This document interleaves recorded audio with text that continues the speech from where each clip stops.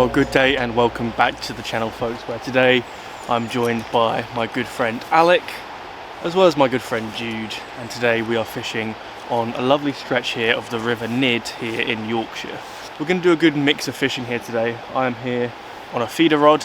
We've got people over there on different swims with float setups that are going to trot floats down in the river, and we're also potentially going to do a little bit of lure fishing at the end of the day if we're not having any luck. So I'll talk you through my setup a little bit here.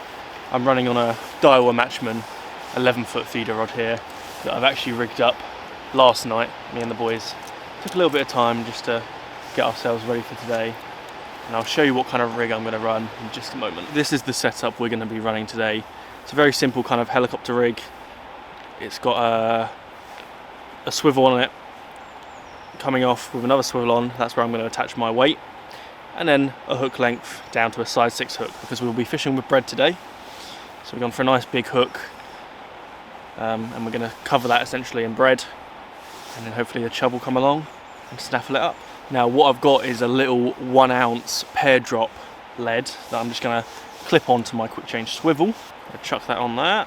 I'm going to unhook my trousers, and there you go. I've got my lead which is able to run up and down the line, and then I've got my hook length tied on to my size 6 hook. I believe this is 6 or 8 pound fluoro, so we'll give it a shot. Let's get some bread, pre-bait the spot a little bit, and then hopefully get some fishing done. And we're literally going to drop this in to the margin right in front of us. So this swim, you've got two to my right, you've got two like nice overhanging trees, and then just down to my left is a beautiful margin with a nice tree that holds kind of deeper, slacker water. So I'm hoping with kind of the coverage of these trees coming down, going into a deeper pool, that's where the chub might be held up. So just here in this little margin area here is where the deeper slack water is. So all I'm doing is taking a little bit of white bread, some sliced kind of toasty bread, and rolling it, pinching it, rolling it. And I'm going to drop it into this margin, kind of put a little bit of bait in the water, hopefully get the fish into the area. We'll see. And the thing with chub fishing is you kind of got to keep on the move, so every kind of 20 minutes or so we'll move up another swim. And hopefully we'll go and catch up with the other guys and see if they've got anything out in just a little bit, but we'll get ourselves cast out and see if we can get any bites early on.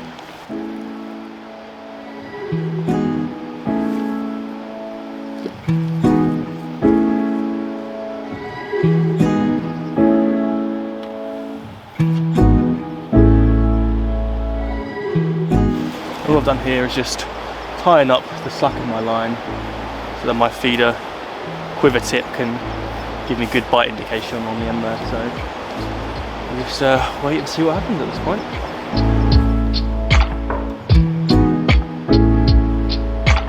So I've had my rod now in the water for about 5 minutes or so, and I've had a couple little shakes, but more so just maybe fish investigating the area where obviously I've been putting a bit of bread into the swim. Nothing that feels like a take yet, just kind of things knocking about, fish in the area. But it's a good sign, at least there are fish kind of in the swim. Maybe they're kind of smaller fish picking at it and things like that, so we're just hoping that maybe a bigger chub comes in and is able to get that big chunk of bread.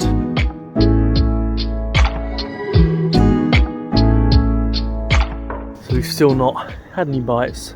I think Alex had a trout out, which obviously it's the off season for trout at the moment, and sometimes when you're fishing for things like Grayling, you do unfortunately in certain stretches of river accidentally catch a trout, so you just got to remember to bring it in as safely as possible and release it as quickly as possible. But we've seen some otters, some herons, seen that squirrel jump across the tree, and the surroundings are just gorgeous at the moment. I mean, look at these trees up here, just gorgeous. You've got the lovely kind of misty, kind of foggy, frosty look. It's just perfect settings. It's a lovely day out. I think I'm going to move up. The boys have headed up 3 or 4 swims because it shallows out for a little bit, so I think I'm going to move up and join them in a second. First fish for you, Jude. What have we? But a lovely grayling. Wow. They're good fish, aren't they? Useful fish. Good change of swim. Yeah. Change of swim's working. Yeah. Slightly shallower depth, slightly slower water, which is better for the float. And it's not, we don't have to cast so fast, it's a bit easier to control everything, isn't it? Right, so we've just moved in to the next swim up from the other guys. Looks nice. I'm gonna get some bread out again and see what's happening.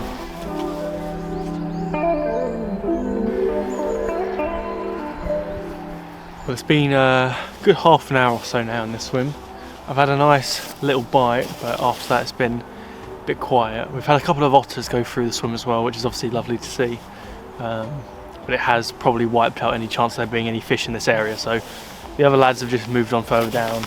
I'm giving this another little 5-10 minutes, see how things go, and then I'll probably move down another couple of swims. We're leapfrogging each other just to make sure we're covering all of the water. So yeah, just keeping an eye on this and see how we fare. Might have to change to a float setup maybe if things aren't going off.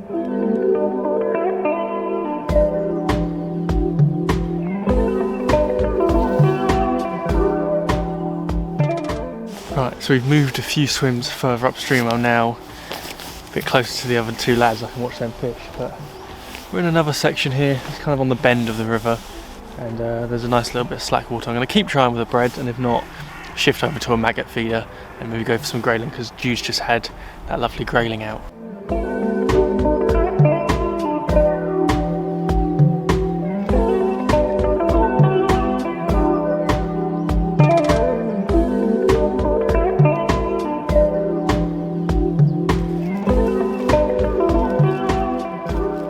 Right folks, it's just after 12 o'clock now. We've had some lunch and we've moved into what I think is probably my favourite swim of the day. We've got this gorgeous big overhanging tree, a little kind of slack pool here, right in the margin here, just after kind of this big shallowy rapid section. So Alec has said that he caught 2 chub here last time he was here, so I'm straight in this pool, bit of bread, and hopefully we can get this day off, because it's been a bit of a slow morning. So hopefully things will start to kick off in this afternoon and have a few more fish out. Well, the biggest grayling I've ever caught, I think. PB? Yep. Told you it was a day of PBs, boys. Is that bigger than the one you had last time? About the same size, isn't it? Yeah, I let the float go all the way down into Jude's swim. All the way down? Yep. Mad. There we go. Boom. Oh, look at the dorsal. Pristine little grayling, that, isn't it? That's so stunning. That's so pretty. Right, we learnt last time, Elliot, didn't we, that these look quite delicate fish. Yeah, nice gentle release. Oh, he's ready to go anyway. He's off. Ooh. Nice. I think we're on to swim 7, I think, maybe so far, but again, this is a lovely one. We're in the kind of the field area now with the sun. Lovely section. Look at that. Look at that for a view. Look at that. So yeah, taking in some lovely scenery. Still nothing, but this is kind of the upper section past the kind of quicker flowing rapidy sections. So it's way slower here. I'm on kind of the corner here where it's cut away and made more of a slack in this edge. So hopefully in this margin we'll find where the chub are, but it's been a struggle today to find the chub. It's been a struggle. And Alec is into a fish. What should be another illegal trout? Oh, it's going into it. I haven't jumped though. It might be a chub. Jump it. Might be. It's giving you a nice little pull on that 13-foot rod. A good little Is that a trout? What is that? I don't know. Trout would have jumped by now, surely. I'm not sure. I really can't It's too tell. light to be a grayling, though. Light in colour.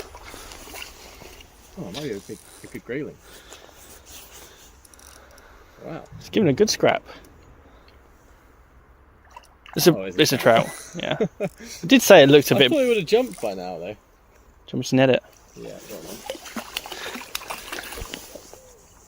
Oh dear. That's a nice trout, though. Oh, another breaking the lob. In the corner of his mouth. Delicately hooked there. A forceps or something. Yeah, I can get them if you need. So Alex hooked into a lovely, gorgeous brown trout. Quickly hold it up and drop it back.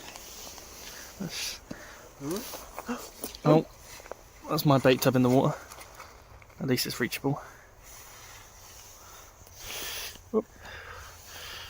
Cool. There we go. That's a gorgeous trout. It's got really good red spots, doesn't it? Right. Getting back. Put him back in. It's a lively one. I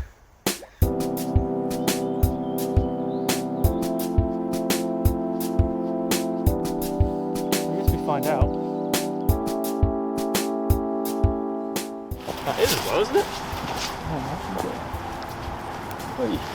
Finally Oh my God. hooked in. For about 2 minutes, pretty much. In that. PB Grayling. My first grayling. And it's bigger than any other ones today. Wow. We got a fish, Jude. It's only hooked in the side of the lip there anyway. It's like a sail. That's so cool. That's a big one, man. That's probably bigger than the biggest perch. Biggest. It's a nice one. That's the biggest grayling I've seen. I have to review that. No, but do you not remember that one I got with the first time? How's your phone then? I don't know what to say. After a long day of blank recast with the feeder, oh my gosh, into probably my favourite little area on this river, and that's my first grayling.